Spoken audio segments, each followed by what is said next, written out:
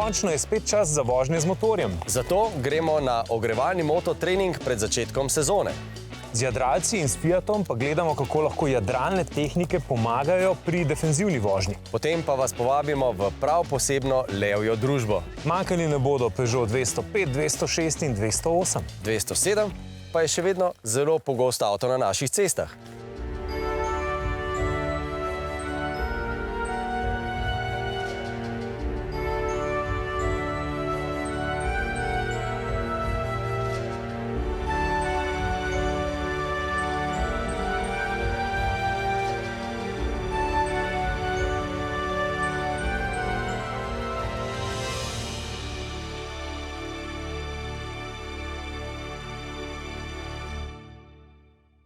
Pozdravljeni avtomobilnosti. Prihaja pomlad in tako končno spet čas, ko bomo lahko sedli na motor. Mimogrede, pred kakšnima 2 letoma sem za vožnjo motorja navdušil tudi Davida. David je potem naredil izpit za motor, si kupil več kot super primeren motor in letos pred začetkom sezone naredil najbolj pomembno in pametno stvar. Šel pred začetkom sezone na trening varne vožnje v center varne vožnje AMZS na Vransko. Najbolj v spominu mi je ostalo to, recimo, jaz sem imel že super inštruktorja na šoli za vožnjo. Se pravi, sem na nek način shodil z vso pomočjo in z vsemi informacijami, ki sem jih v tistem trenutku potreboval. Potem sem to začetno obdobje bil zelo previden motorist, voznik, ki je vozil v glavnem v suhih idealnih pogojih. Tukaj na tem tečaju za varno vožnjo, ki mimogrede ga priporočam vsem, pa sem začel teči, ne bom rekel, da tečem, ampak sem začel spoznavati tehnike, sposobnosti svojega motorja, od zaviranja do tega, kako lahko sem bolj pregleden v ovinkih, kako lahko bolje manevriram na tistih bolj zaprtih ovinkih in podobne stvari, ki mi bodo še bolj pomagale pri vožnji. Tako da dober začetek sezone. No, odličen. Imamo pa v uredništvu avtomobilnosti veliko motoristov. Sebastiana, Davida, pa tudi Miha, ki še malo obotavlja, da bi ponovno sedel na motor. Zato je šel zdaj na Vransko. Ja, mogoče so ga prepričali. Vsako leto spomladi mi novinarji pripravljamo zgodbe o tem, kako zelo nujno se je pripraviti na novo motoristično sezono. Da je treba počasi začeti, da je asfalt še hladen, mi pa vsi leseni. Ampak roko na srce, pogosto gredo vse te naše besede skozi eno uho notri in skozi drugo takoj ven. Ampak res bi bilo dobro, če bi nekaj tega vendarle ostalo v naših trdih bučah. Ker žal to dokazujejo tudi podatki.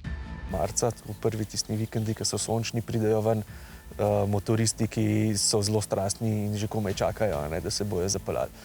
Porast med marcem in aprilom je tudi kar dosti visok v škodni pogostnosti, kar lahko razlagamo tudi s tem, da so pač ceste še hladne, lahko so še kakšni kamenčki na cestah, niso še spucane, oziroma tudi sami motoristi najbrž tudi še niso že v polnem pogonu fizično sposobni. Ampak en je tisti indikator, ki pravi, da moramo motoristi te objektivne razmere bolj vzeti v zakup. Večinoma te škode, ki so telesne, se pravi, je bila že neka višja hitrost prisotna, zato da se je ta motorist poškodoval. To se je pokazalo že v teh prvih mesecih? Že v prvih mesecih, ja. Aha, da je bila previsoka hitrost, se pravi v bistvu precenjenje v bistvu teh... Na nek način tudi precenjenje svojih sposobnosti, ja. In mislim, mi kot zavarovalnica vedno spodbujamo k varnosti, ker ne samo za nas boljš, to je za vse boljš. Mislim, da vsi smo najrajši zdravi. Ker je za vse dobro, da ostanemo zdravi, pri zavarovalnici Triglav že 10 let vsako pomlad spodbujajo motoriste na praktičen način. Z dnevom treninga na poligonu na Vranskem že več kot 2000 slovenskih motoristov je šlo skozi Triglavov osvežitveni trening v zadnjem desetletju. Od letos naprej pa bodo ta svoj dan podarili samo še svojim zavarovancem. Ampak, pripravo na novo motoristično sezono je treba začeti še preden se sploh podamo na cesto. Spet, da je treba sezono začeti z osmico, to motoristi radi kar preslišimo, ampak res, dajmo letos narediti tiste osnove. Prišla je pomlad, še vedno je malce hladno, ampak kako začeti? Začeti že s tem, da bomo tale naš motor, kjer smo ga pač parkirali jeseni, morali tudi iz tega garaže na streška, kjerkoli je, tudi potisniti ven do ceste oziroma da se lahko odpeljemo. In osnova vsega je, da tukaj dobimo spet te občutke, da takoj damo prste na obe ročici, da ko motor dvignemo in pospravimo tole tačko, našo stransko stojalo, a ne, da nas ne prevaga na drugo stran in se ga takoj naslonimo na bok. Obenem, ko ga potiskamo počasi naprej, lahko poskusimo, če zavora deluje, smo že naredili nek varnostni pregled. Če pa slučajno kdaj ostanemo brez bencina, ni nujno, da je kaj hudega, pa moramo motor potiskati do prvega primernega mesta, bomo šli preko motorja, pustili tačko, stransko stojalo odprto in potem moramo motorno kolo potiskati ob desnem robu cestišča v smeri vožnje. Ves čas tega potiskanja pustimo tačko odprto. Zakaj? Da nimamo potem problemov spet ga postaviti oziroma iti okoli njega in v tem položaju potem ob desnem robu cestišča potiskamo motor do prvega primernega mesta. Poglejmo še eno vajo z ugasnjenim motorjem. Vajo fizike. Ko enkrat motor naš težek 150, 200, 250 kg imamo v centru torej težišča na vagi, bi rekli, a ne, pol ne bo nič problematičnega. In lahko tako tudi gremo ves čas lepo okoli motorja. Zakaj je ta občutek tako zelo pomemben? Ja, da vidimo, da tudi 200 kg teže ni tako problematično, a ne, če imamo to v tistem centru. In večkrat, ko bomo to poskusili, večkrat bo potem ta motor kar naenkrat lahek za nas. In ne bo problematičen. Evo, samo z dvema prstoma držim 200 kg oziroma tale ima nekaj manj, ni nek problem. Panika pa lahko nastane, če tega nismo vešči, če tega ne probamo, če se ne opremo recimo na bok, tudi na boku ga lahko zadržimo, ni vse v rokah, da ne trpi celo telo, ampak da si za svojo močjo telesa pomagamo vse to.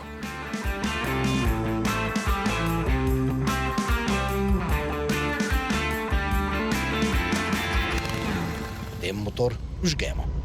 Če imamo na domačem dvorišču dovolj nekega asfalta, lahko poskusimo z prvo vajo, recimo mi govorimo polževa vožnja, koordinacija sklopke, zavore, ravnotežja, pogleda, zelo dobra vaja. Seveda od začetka nas bo verjetno malce tudi kdaj zaneslo, pa bomo morali nogo dati na tla, ampak z vajo, s treningom bomo prišli od tega, da bomo zmožni tudi čim bolj počasi peljati naše motorno kolo.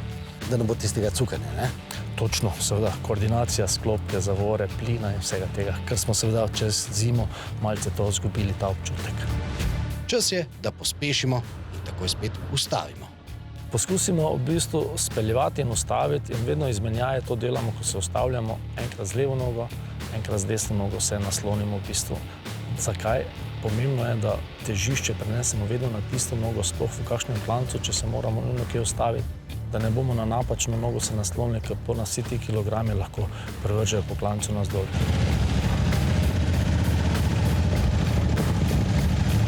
Potem pa gremo malo zavijati, ne? Pol pa že malo se dotaknemo ovinkov tako in koliko nam prostor naš na tej neprovetni površini dopušča ali pa na domačem dvorišču, poskušamo tele ovinke oziroma takšne osmice si zamisliti in delati vedno seveda začnemo z velikimi, večjimi, pa vedno bolj poskušamo zožati tele radije osmic. Zakaj spet? Da treniramo pogled, da spet treniramo, vadimo občutek za plin, da smo konstantni na gasu, na plinu, da nas nič ne cuka ruka, kot mi po domače povemo, ker to je največji problem lahko v ovinkih. Pa sklopko treba spustiti, ne? Sploh je nisem omenil, ker za mene je vožnja skozi ovinek brez sklopke, ne? Tudi pri avtomobilu čisto enako. Je pa velik problem to, če nismo tega vešči. Ja. Dostikrat opažamo, sploh na tečajih, pri nas je tudi, da dosti ljudi, kar motoristov stisne sklopko pred ovinkom, se nekako bolj varno počutijo. Samo jaz temu govorim, to je rolanje skozi ovinek, to ni vožnja. In potem trening, da prijemo do tega, da je gas, seveda plin, konstanten skozi ovinek. Seveda, če smo pravilno dozirali pred ovinkom, lahko za motorista samo palec gor. Ko smo torej te vaje na domačem dvorišču izvedli, končno pride čas za tisto, kar smo celo zimo pogrešali, torej vožnjo. Ampak vožnjo v pravem pomenu besede, torej ne rolanje skozi ovinek. Te misli ne smemo preslišati. Glava, znanje in občutki morajo torej nujno pregnati strah. In v ovinku velja še eno, vsako leto izpostavljeno, ampak hkrati tudi vsako leto pozabljeno pravilo. Skozi ovinek moramo namreč po pravi liniji. Vedno je treba stremeti k temu, da smo za svojimi kolesi, gumami, torej na zunanji strani našega ovinka. kot kaže Luka sedaj, je nepravilen položaj njegovih gum, njegovega telesa in celotnega položaja preblizu sredinske črte zelo, zelo nevarno. Torej, mi za svojimi gumami na notranji strani našega smernega vozišča ne imamo kaj iskati. In dejansko v bistvu ne rabim vprašati, zakaj je to nevarno, ker je bilo povsem očitno. Ovinki so nasploh bistvo motociklizma. Veščine vožnje skozi ovinke je zato nujno treba osvojiti, če želimo razumeti, zakaj sploh gre. Prav po ovinkih prepoznamo pravega, izkušenega oziroma veščega motorista. Tudi vidimo, recimo, ko gremo na pot z inštruktorjem, da je skupini ali pa tistim, ki niso vešči motorizma ali pa imajo premalo kilometrov, težko dohajati v okvirih omejitev skozi ovinke in takrat uživati. In to mi govorimo o tistem limitu, da ti lahko oceniš kot motorist, kolikšna je ta hitrost, da lahko skozi ovinek uživaš in si varen. In verjemite, da je zelo težko dohajati v omejitvah nekoga, ki zna, ki ima izkušnje, ko seveda cesta to dopušča. V naših krajih je vožnja motorja praviloma razumljena kot način preživljanja prostega časa. Pa druženje, občasno pa je motor tudi prevozno sredstvo za v službo. Že v vseh evropskih državah ni enako, kaj šele na svetu. Globalno gledano največ motociklov na leto pogoltne Kitajska, Indija in Indonezija. Vsekakor so to trgi, ki motocikle razumejo drugače kot mi. Vsekakor ne samo kot prevozno sredstvo za prosti čas. In tako tudi pri motociklih nimamo samo en svet, ampak vsaj dva. V prihodnosti se bosta ta dva svetova zbližala. Motoposel je na leto težek približno 110 milijard evrov. In v prihodnosti ima zelo velike apetite po rasti. Pri tem pa ne računa predvsem na motorje za prosti čas, ampak prav nasprotno. Proizvajalci motorjev namreč še bolj kot na tiste, ki imajo čas in denar, stavijo v prihodnosti na tiste, ki bodo iskali alternativo za svoj avto v svojih dnevnih, mestnih in primestnih poteh. Zato bomo v prihodnjih 10 in več letih videli vedno več nekoliko drugačnih motorjev na 2, 3 in 4 kolesih, ki bodo seveda tudi izdatno elektrificirani in predvsem ponujali bojo bistveno več udobja in varnosti. In tako postajali zelo zanimiva alternativa za tretji in drugi avto v družini.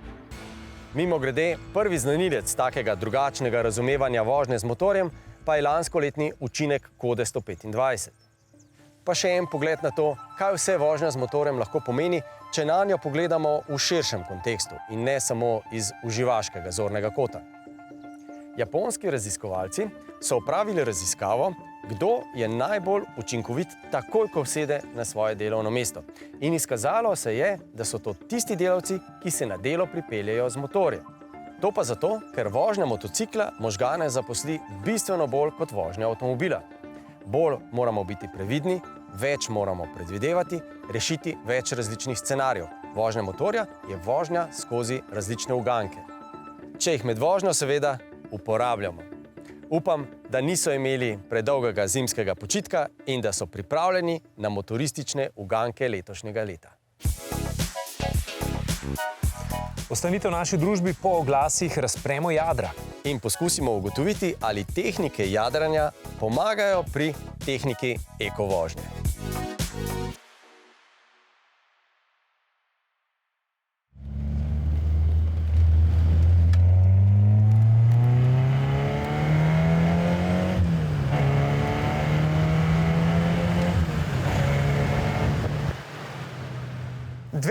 je Peugeotjev sacré numéro. Kaj to pomeni?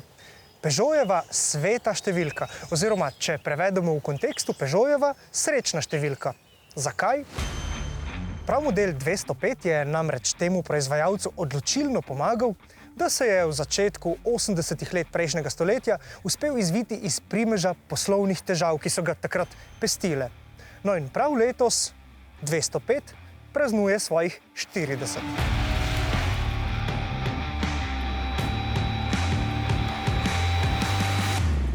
205 je bil priljubljen iz več razlogov. Prvi je naprimer njegov dizajn, ki je, čeprav se govori tudi o vplivu Pininfarine, uradno delo Peugeotovih oblikovalcev. No, ta dizajn je bil za tiste čase že pri takšnih osnovnih različicah precej športen, kar je bilo takoj všeč navdušencem nad športnimi avtomobili in pa seveda mladim. 205 je danes že eden najbolj priljubljenih starodobnikov. No in višek priljubljenosti predstavljajo posebne različice, predvsem tiste športne. No in prav zaradi tega smo danes z ekipo na Tolminskem. Pa naj zarohni.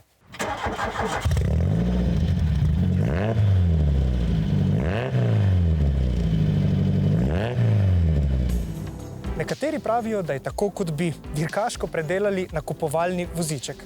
In seveda pri tem mislijo na zabavno definicijo športnih kombi limuzin oziroma bolj priljubljeno hot hatch razreda. Prav tega je pomagal utemeljiti Peugeot 205 z dodatno znamenito oznako GTI.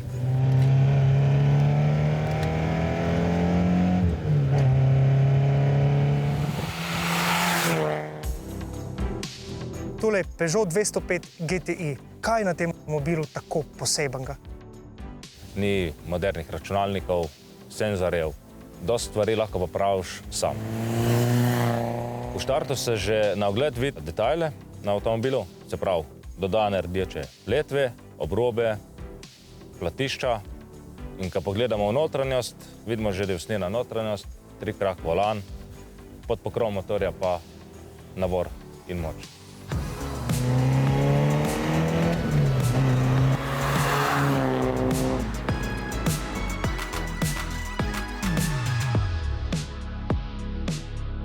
Tukaj vidimo skoraj, bi lahko rekli, predimenzioniran motor za tako majhen avto.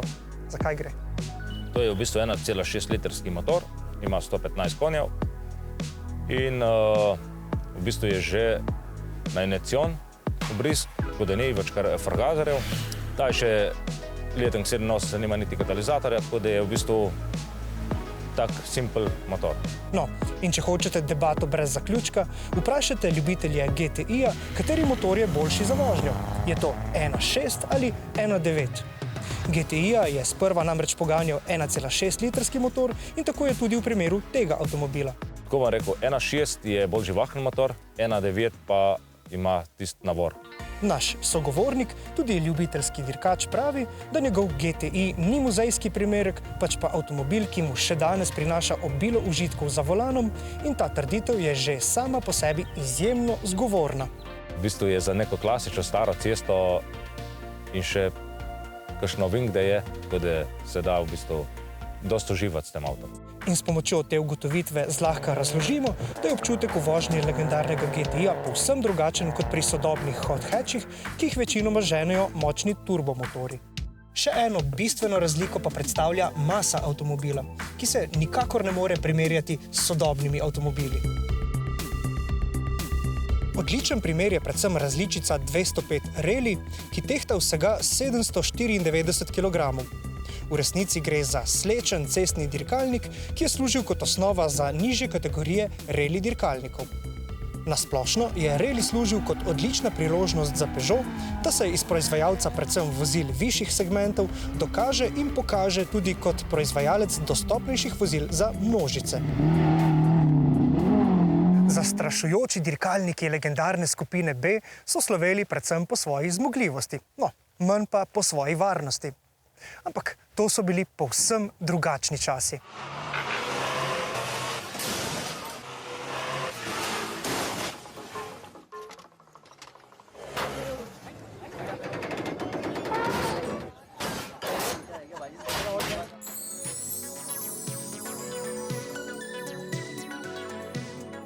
Ta duhovita oglaševalska mojstrovina je napovedala konec kariere modela 205.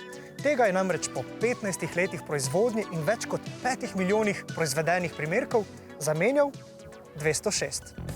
In 206 je prodajno uspešnost še nadgradil. Prav ta avtomobil je namreč Peugeotov rekorder. Že uradna številka do leta 2012 presega 8 milijonov vozil, a ta avtomobil je licenčno ostal v proizvodnji še mnogo dlje. Se sprašujete, dokdaj? Proizvodnja tega avtomobila se je zaključila februarja. februarja 2023, ko je še zadnji primerek 206 zapeljal z proizvodnega traku v Iranu. Zgodba o uspešnosti modela 206 je še posebej zanimiva, ker se Peugeot za njegovo proizvodnjo sprva sploh ni nameraval odločiti. Odgovorni so namreč menili, da lahko model 205 učinkovito nadomestita sodobnejša modela 106 in 306. No, dilem pa ni bilo pri zadnjem nasledniku 205. In dilem ni bilo niti pri odločitvi, da novi 208 poleg klasike potrebuje tudi električni pogon. To je pokazalo tudi veliko povpraševanje na trgu, saj je E208 evropsko gledano izjemno uspešen. Z električnim se tudi da uživati, mislim pa, da bencinski ponuja več užitka ob glasu motorja. To je glavno.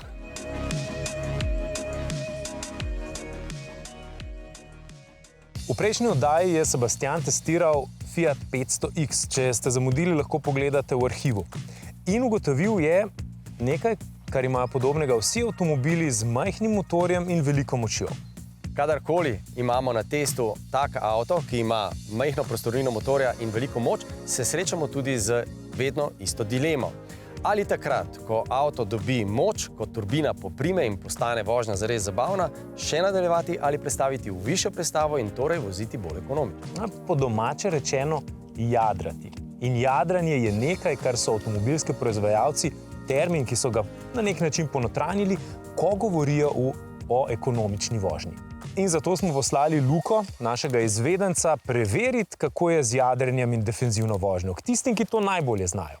Se pravi, k tistim, ki znajo iz najmanj energije narediti največ gibanja.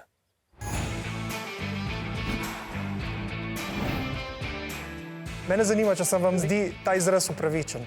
Če je izraz upravičen, ja, ne bi povezal to direktno z jadranjem kot športom. Tle je zelo pomembno, da mi probamo pri jadranju izkoristiti energijo, ki jo dobimo pač od vetra, in pač od vala, se pravi, izkoriščamo in energijo vetra in kinetično energijo valov, s tem, da pospešujemo naše jadrnice, s tem, da probamo pri tem uporabiti čim manjši izgube, se pravi, da ta energija ne gre v neke nagibe jadrnice, ampak da gre vsa energija v hitrost. In v bistvu potem tukaj je ta natančnost tekmovalcev, koliko te energije vetra in valov uspejo izkoristiti sebi v prid, oziroma kakšne so izgube. Po domače bi rekel, bolj se jadrnica nagne, več je pač izgub te energije in zato tudi zmanjšana hitrost. Otrok, ki se začne učiti osnov jadranja, kaj mora konkretno vedeti, kako ravnamo z jadrnico, da čim bolj izkoristimo energijo oziroma ohranjamo njen moment? Jaz mislim, da sta to dva momenta. In bom rekel, en moment je ta, ko si še otrok, v bistvu se naučiš spremljati občutke, potem pa, ko si starejši, moraš pa povezati tudi samo fiziko z občutki, zato da pač lahko prilagodiš ta odziv tudi na pravi trenutek. Stvari se naučiš lahko, ampak boljše je, če ti v pravem trenutku znaš izpeljati stvari. Jadranje je še toliko bolj pomembno, ko govorimo o večjih in težjih vozilih. In še posebej, ko ta vozila dodatno obremenimo. Takrat večja masa poskrbi, da bomo za ponovno pospeševanje porabili več energije, obenem pa nam po pametnem predvidevanju pomaga ohranjati moment. Ker so ti praviloma še precej težji, je jadranje še toliko bolj pomembno, lahko pa tudi bolj učinkovito pri električnih avtomobilih. In tudi Fiat Scudo, ki se je ravnokar vrnil na slovenske ceste, za svoje gibanje izkorišča elektriko ali pa dizelsko gorivo. Po zaslugi dizelskega goriva, ki poganja motor, ki brni v tem avtomobilu, smo se tokrat pripeljali na slovensko obalo in med to potjo smo opazili, da je lahko ta motor s 0,5 litrom delovne prostornine v resnici zelo varčen. No, ampak mobilnostne potrebe slovenskih jadralcev so seveda precej specifične. Časovno je tista omejitev, ki je v bistvu naš največji hendikep pri elektriki, vsaj zaenkrat. Kakšne poti imate torej v tem času? Mislim, da smo en tistih specifičnih športov, kjer se vozimo več ali manj po cesti in za sabo vlečemo prikolico z gumijastim čolnom plus jadrnice, pozimi južni del Evrope, potem preko poletja pa tudi na sever v Skandinavijo. Letos smo v Skandinaviji, smo v Angliji, tako da nekaj bo tudi balskih držav, tako da več ali manj gor pa dol po Evropi. Koliko kilometrov delate povprečno? Skupno bi rekel, da naši športniki tako med 80 do 120 tisoč kilometrov na leto. Jaz sam za sebe vem, da sem v letošnjem letu že naredil 15 tisoč na poti, tako da se kar hitro nabirajo. Se pravi, za volanom naredite bistveno več kilometrov kot na morju. Ja, dejansko skoraj res, mislim, smo pa tle pol, bom rekel. Fiat Scudo je namreč ob ponovnem prihodu na slovenske ceste na voljo kot večnamenska šasija, furgon ali pa takšen hibridni, tako imenovani crew cab, ki lahko prevaža do 6 potnikov in zadaj še nekaj tovora.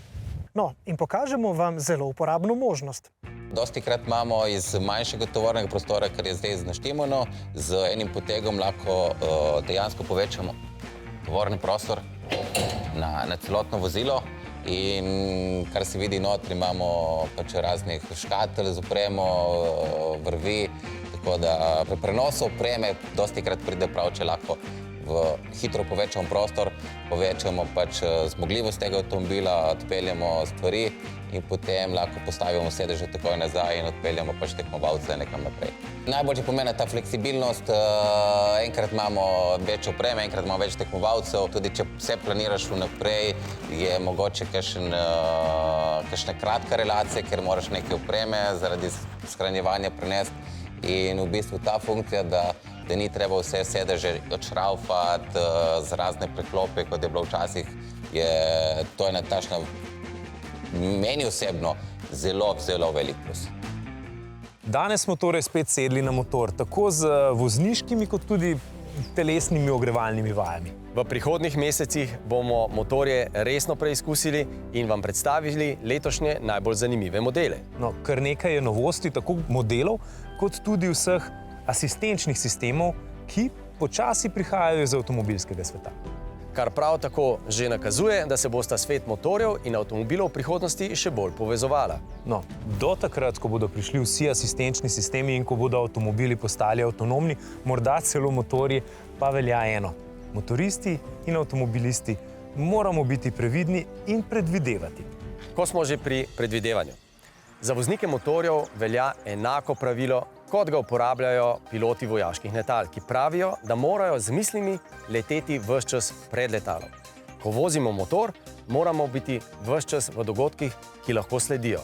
No, če bi želeli predvidevati, kaj bo v naslednji oddaji, morda kakšno stvar najdete tudi na spletu rtvslo.si/avtomobilnost ali pa nas obiščite na Instagramu, Facebooku ali na Twitterju. Srečno!